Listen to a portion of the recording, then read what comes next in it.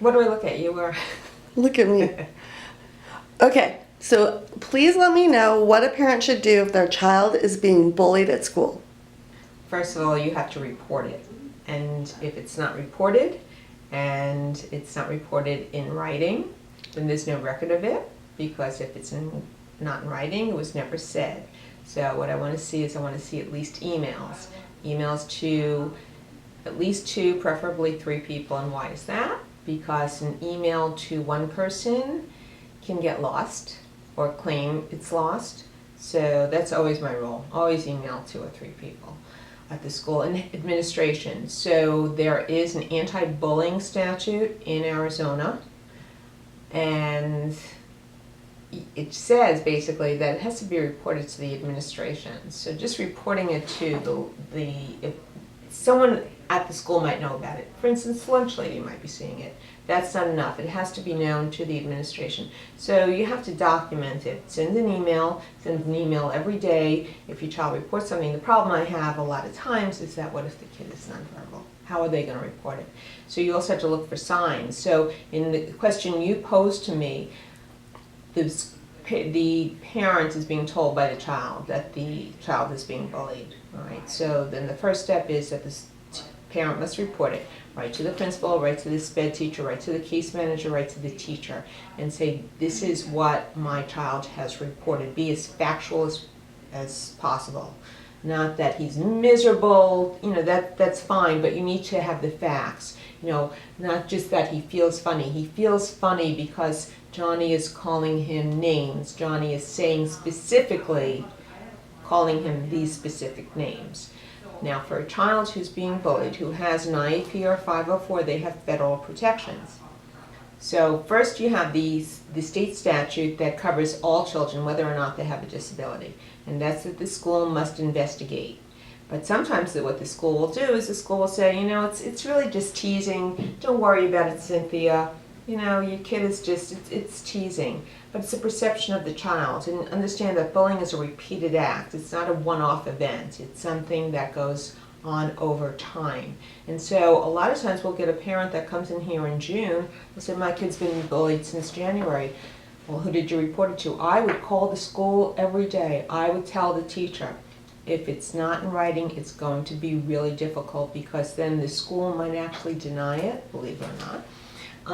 Or say, oh, I didn't understand when Mark's mom was coming in and saying that he was being bullied. She didn't understand. I told her it was just being teased. So what you want to do is you want to write what's happening. That's number one. Then you want to follow up and say, please investigate. Let me know the status of the investigation. Give me the bullying complaint forms as well. The parents could get it off the website, but better to just ask the school for it as well. And look at their policy. So that you know it. So go to the student handbook, go to the website if you don't have the student handbook, because that student handbooks are always on the website, and look at the bullying policy. Then what else do? You convene an IEP meeting. So you request an emergency IEP meeting. In Arizona, the school has 15 school days to hold that meeting. And say, I would like to have a meeting to discuss the bullying of my child, among other things, because you never really want to limit it, because you might go to the meeting and think, I really also want to discuss that they're not implementing the IEP. You want to have other things. You don't want to go to the meeting and for the school to say, you just told us you wanted to discuss bullying and nothing else. So you want to talk about that, because your child might need an FBA. Why? If your child's not the aggressor, it could be your child's an internalizer. But something is causing your child to be bullied, and so they may need some self-advocacy skills. There may need to be some kind of social group at school. So the IEP can be amended to help the child with self-advocacy, to help the child socialize. What's causing him to be bullied? Sometimes it could be that he's being inappropriate because he doesn't know how to communicate. He's pulling on kids. He's annoying others, so they're bullying him back. So you want to address the behaviors that might be causing him to be bullied. Believe me, I know it sounds terrible. How could you be responsible for being bullied? But it could be that he's got some behaviors that are annoying to others that are causing them to bully him.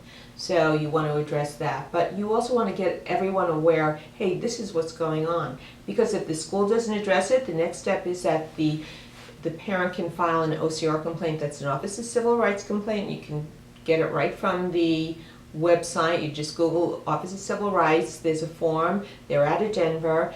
And you can talk about that your child's being bullied and you feel that the school is not doing anything. And that's actually called deliberate indifference.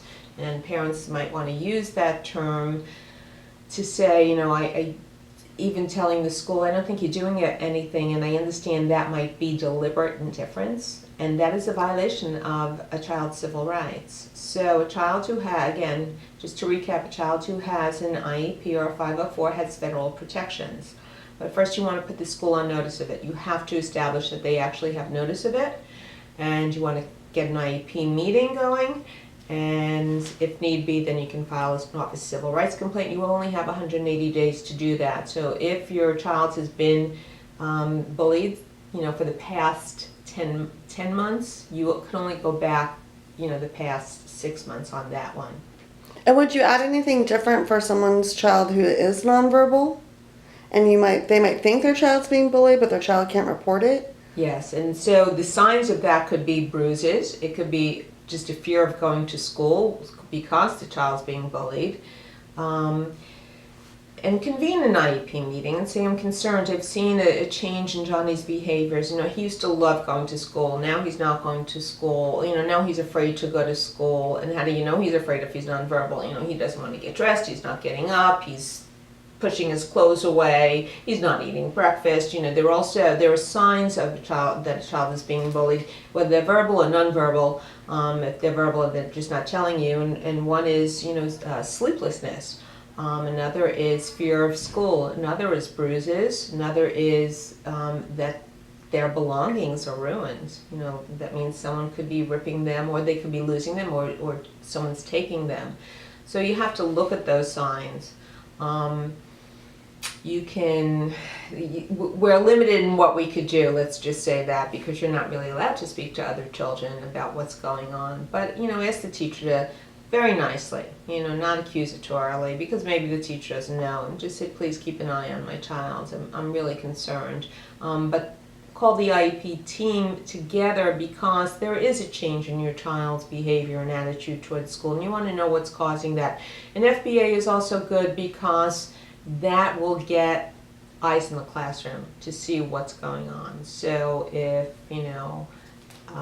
the psychologist is sitting in the back of the room, they're seeing what's going on. And of course, if you disagree with the FBA the school's doing, you can get an IE and get your own psychologist or BCBA into the classroom. You really need eyes in the classroom. The other thing you could do is and I know parents are overwhelmed.